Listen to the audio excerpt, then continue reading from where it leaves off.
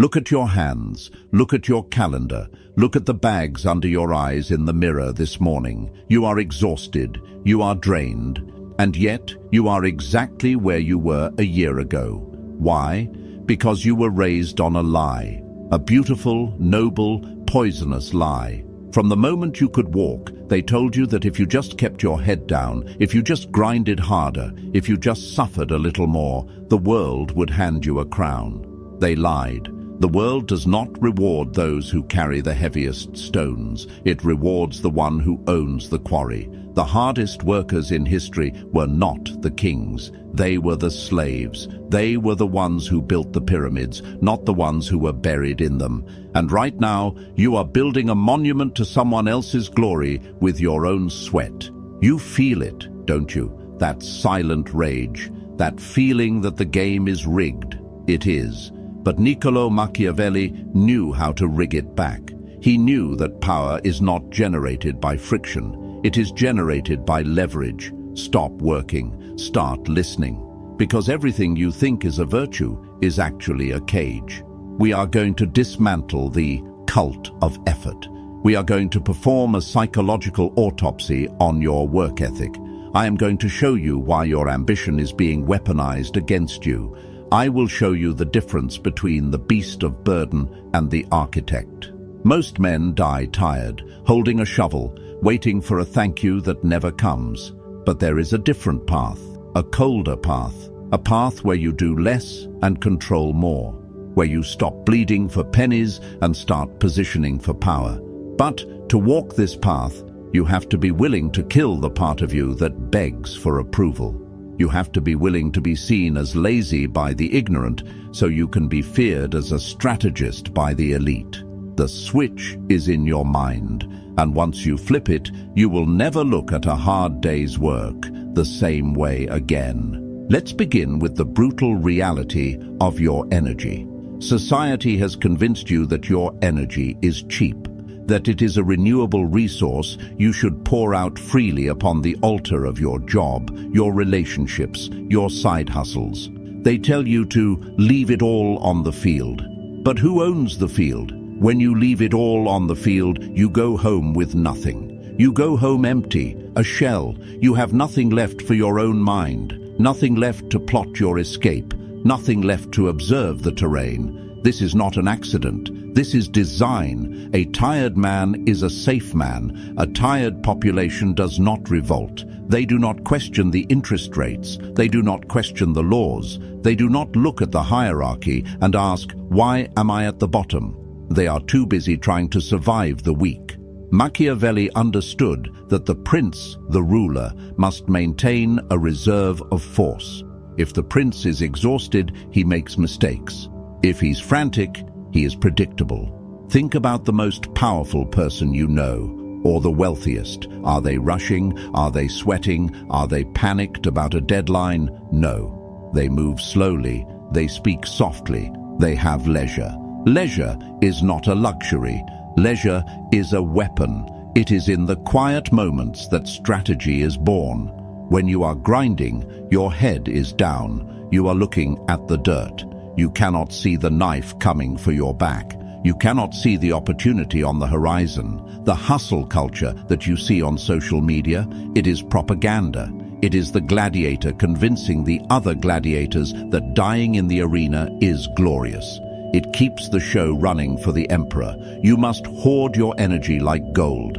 Every ounce of effort you spend must have a calculated return on investment. If you are working hard just to maintain, you are not working, you are being farmed. Hard work without leverage is just a slow form of suicide. Why do you feel guilty when you sit still? Answer that. Why does a Sunday afternoon of doing nothing feel like a crime? Because you have been indoctrinated into a morality that equates suffering with goodness. You believe that if it hurts, it must be working. You believe that if you are sacrificing your sleep, your health, and your sanity, you are being noble. This is the slave morality. In the ancient world, and in the Renaissance that Machiavelli observed, labor was not a status symbol. It was a necessity for those who had no power. The elite did not brag about how many hours they worked. They bragged about their patronage, their influence, their ability to move armies with a signature. But today, we have inverted this. We have CEOs waking up at 3 a.m. to prove they want it more. We have influencers posting photos of IV drips because they worked themselves into the hospital. It is a sickness. You are treating your body like a rental car that you don't have to return. Machiavelli would look at this and laugh. He would call it the height of folly.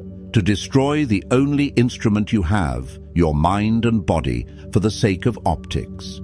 Pain is not a credential. Suffering is not a currency. You cannot go to the bank and deposit your burnout. You must detach your self-worth from your struggle. You are not valuable because you suffer. You are valuable because of what you control. The system loves a martyr. It loves the employee who stays late without asking for overtime. It loves the partner who gives everything and asks for nothing. It consumes them, digests them, and excretes them, and then it replaces them. Understand this: you are replaceable. If you died of a heart attack at your desk today, your job would be posted online before your obituary. The machinery does not mourn the cog, it simply finds a new one. So why are you dying for it? Here is a ruthless lesson from the shadows. If you are too good at the dirty work, you will never be allowed to stop doing it. Competence is a trap. When you show the world that you can handle a heavy load, do you know what the world does? It hands you a heavier load. It says, look how strong he is. He can take more. And because you crave validation, because you want to be a good person, you take it. You say yes. You carry the weight of your incompetent boss, your lazy colleagues, your chaotic family. You become the pack mule. Machiavelli advised the prince to let others do the unpopular tasks, to let others get their hands dirty. This is often interpreted as cruelty, but it is actually efficiency. You must learn the art of strategic incompetence. There are things you should not be good at. There are tasks you should refuse to master, because once you master them, they become your destiny. If you are the best at fixing the printer, you will be the printer fixer for life. If you are the best at soothing the boss's ego, you will be the emotional tampon for life. You must frame your skills around high-leverage activities, strategy, decision-making, connection. Let the others race to be the fastest typist or the quickest responder to emails. Let them win the prize of being the most useful tool in the shed. Tools are used, they are worn down, and then they are discarded. You want to be the hand that holds the tool. This requires a level of arrogance that will make you uncomfortable. You have to look at a task and say, this is beneath me. Not out of pettiness, but out of an understanding of your own value. If you value your time at 0, the world will value it at 0. Stop volunteering for exhaustion. Stop raising your hand to solve problems that do not pay you in power. Silence is often the best refusal. When a new burden is presented to the room, notice who speaks first. The anxious ones, the ones who need to please. Stay silent. Let the weight fall on someone else. Machiavelli's most famous analogy, the lion and the fox. The lion is pure force. It terrifies the wolves. It smashes through obstacles. It is the embodiment of hard work. It roars. It fights. It bleeds. The fox is different. The fox is weak physically. It cannot fight the wolf. But the fox knows where the traps are. The fox can navigate the landscape without being seen. Hard work is the lion. It is trying to solve every problem with brute force. It is running headfirst into the wall, hoping the wall breaks before your skull does. But the world is run by foxes. The fox does not break the wall. The fox finds the door, or the fox convinces someone else to break the wall for him. You have been trying to be a lion in a world of traps. You are roaring, announcing your grind, showing your strength, and you are getting caught in snares you didn't even see coming. Snares of office politics, snares of market shifts, snares of false promises. You need to become the fox. The fox is observant, the fox is patient. The fox understands that the straight line is rarely the best path. Instead of working harder to get a promotion, the fox networks with the person who decides the promotion. Instead of trying to outproduce the competition, the fox changes the narrative of what quality means. This is what I mean by the scam. The scam is the belief that output equals outcome. That if you output 100 units of effort, you get 100 units of reward. This is false. In the real world, you can output 100 units of effort and get 0 reward if your direction is wrong. Or you can output 1 unit of effort, a single phone call, a single decision, a single signature, and get 1,000 units of reward. This is leverage. Leverage is the separation of effort from result. The goal of your life should be to detach your income and your power from your physical presence and your physical pain. As long as you are paid for your pain, you are a prostitute of the system. I want you to be the pimp. Let's go deeper into the psychology. Why are you addicted to being busy? Because silence is terrifying. When you stop moving, you have to think, you have to feel. You have to look at the life you have built and ask, is this it? Busyness is an anesthetic. It numbs the existential dread. If you're running at 100 miles per hour, you don't have time to realize you're running in a circle. We wear our stress like a uniform. I'm so swamped. I'm slammed. I'm drowning. We say these things with a hidden pride. We are signaling to the tribe, look at me, I am important, I am needed.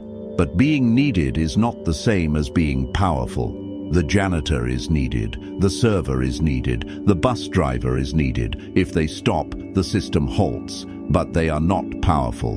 The owner can disappear for a month and the business grows. That is power. You must break the addiction to motion. Machiavelli spent years in exile. He was stripped of his position, tortured, and sent to his farm. He was not busy in the modern sense. He sat in his study, he read history, he thought. And in that stillness, he wrote The Prince, a book that has shaped the minds of emperors, presidents, and CEOs for 500 years. His greatest work came from his stillness, not his frantic activity. If he'd been busy plowing the fields all day, trying to be a hard worker, we would not know his name. You are burying your genius under a mountain of emails. You are drowning your potential in a sea of to-do lists. You need to ruthlessly eliminate the noise. Do less, but do it with lethal intent. A sniper takes 1 shot. A machine gunner fires thousands. Who is more feared? The one who cannot be seen, who waits, and who does not miss. Be the sniper. Imagine a skyscraper. Hundreds of men are hanging off the steel beams. They are welding, riveting, sweating, risking their lives. They are the builders. They are working hard. On the ground, or perhaps in an office miles away, is one man looking at a blueprint.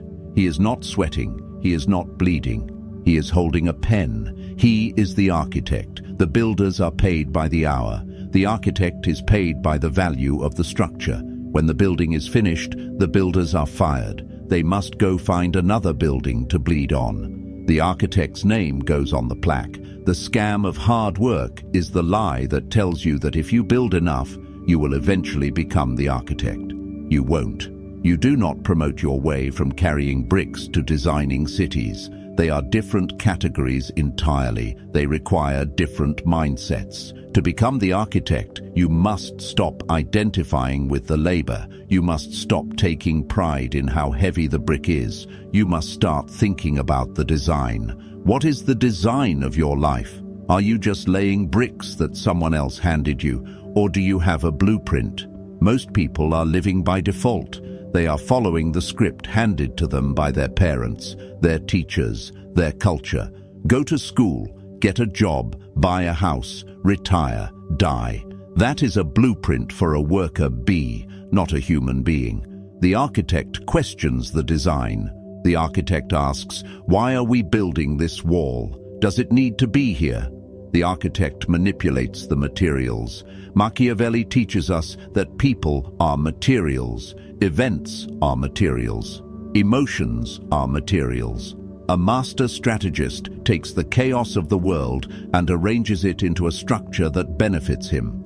He does not complain that the bricks are heavy. He hires a crane. You need to find your crane. What is the leverage you are missing? Is it technology? Is it capital? Is it a network? Is it a specific knowledge? Find the lever. Stop trying to lift the world with your back.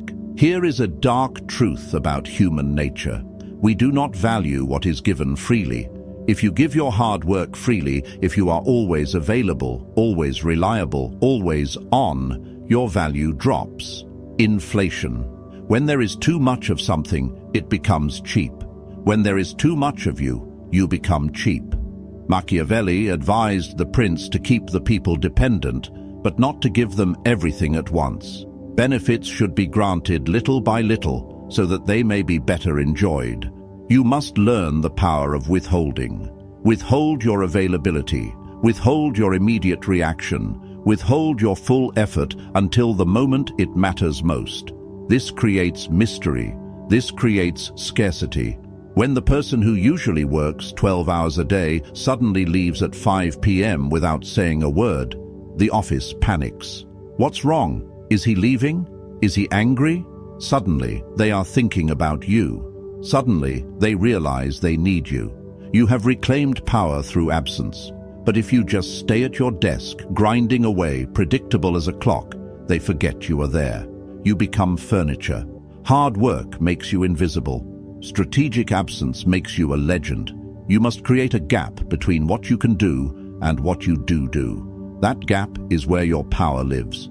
If you show them your full capacity, they will expect it every day, and then they will demand more. Never show your full hand. Never show your full strength. Always keep a reserve. This is not laziness. This is containment. A dam holds back the river. That is why it generates power. If the dam breaks and the water flows freely, the power is gone. It's just a flood. It causes damage, and then it drains away. Be the dam. Hold your energy. Let it build pressure, and only release it when it turns the turbine that lights your city. The hardest chain to break is the one you forged yourself. The chain of pride. You are proud of your struggle. You look at the rich, the lucky, the easy living, and you sneer. You say, they don't know what real work is. You use your suffering to feel superior to them. This is a coping mechanism. It is a defense mechanism to protect your ego from the painful truth. They are winning and you are losing. Your moral superiority is the consolation prize for the defeated. Do you think the elite care that you think you are better than them? They do not think about you at all. While you are judging them, they are buying your company. While you are taking pride in your calluses, they are buying lotions that cost more than your car. Drop the judgment. It is heavy. It is slowing you down. Admit that you want an easier life. Admit that you want power. Admit that you want resources without having to break your back for them. There is no shame in wanting ease. The universe follows the path of least resistance. Water flows downhill. Electricity takes the shortest circuit. Why are you trying to defy the laws of physics? Why are you trying to swim upstream? Machiavelli was a realist. He looked at the world as it is, not as it should be. As it is, the world rewards cunning, timing, and leverage. It punishes blind obedience and excessive labor. You can scream at the sky. You can say it isn't fair. You can cling to your moral high ground while you sink into poverty, or you can accept the rules of the game and start playing to win. The game does not care about your feelings. The scoreboard does not ask how much you sweated. It only asks, did you win? So how do you escape? You cannot just quit your job tomorrow. That is reckless. That is the lion acting without the fox. You escape by shifting your allegiance. Right now, your allegiance is to the employer, to the system, to the image of the good worker. Shift your allegiance to yourself. You become a double agent. You still go to work. You still perform the tasks. but you are no longer emotionally invested. You are undercover. You do what is required to maintain your cover and not an ounce more. You conserve your energy. You observe the power dynamics. You learn how the money flows. You learn who holds the keys. You steal knowledge. Every day at your job is a paid education. If you are just working, you are missing the point. You should be studying. How is this business run? How do they acquire customers? How do they manipulate perception? Take their blueprints. And in the hours that you reclaim, because you are no longer volunteering for burnout, you build your own exit. You build your leverage. Maybe it's an investment. Maybe it's a side business. Maybe it's a network of powerful allies. You build the ladder in the dark. And one day, when the ladder is finished, you do not ask for permission to leave. You simply climb over the wall. This is the Machiavellian way. No drama, no grand announcements, just a quiet, ruthless transition from servant to master. You stop waiting for them to give you a raise. You give yourself a raise by owning the asset. But this requires patience. The hard work scam relies on your impatience. It relies on your need for immediate feedback. A paycheck every 2 weeks. A good job from the boss. The strategist plays the long game. The strategist is willing to look like a failure in the short term to become a king in the long term. Can you handle the silence? Can you handle the lack of applause while you build in the dark? Most can't. That's why they return to the cage. The cage has food. The cage has company. The cage is safe. The wild is empty. The wild is cold, but the wild is free. You have spent your life aiming at the wrong target. You thought the target was success via effort. The target is sovereignty via leverage.